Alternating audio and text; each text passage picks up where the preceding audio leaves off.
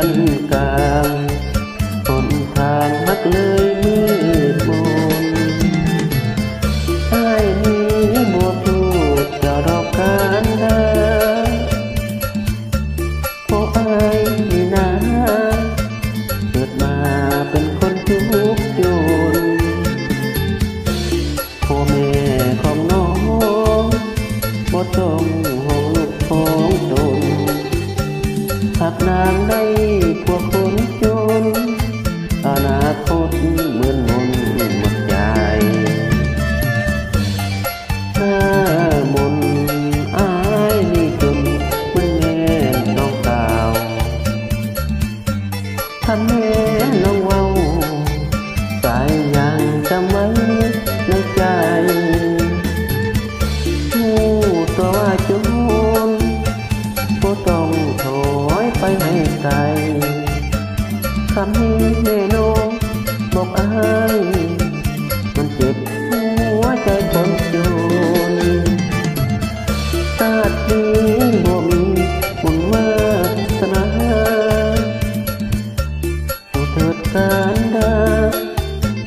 อ้ายลาคนลาหน้ามนชาติหน้าถ้ามี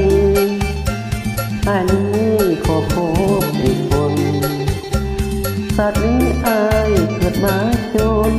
จำต้องทนห่างลาน้องไป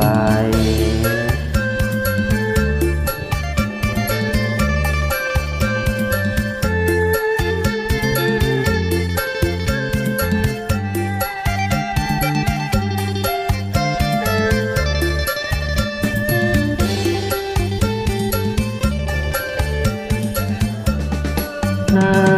มนอายจนมันแม่น้องสาวคำแม่น้องเมาสายยัง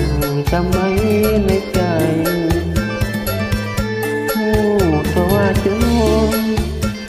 ก็ต้องถอยไปให้ไกล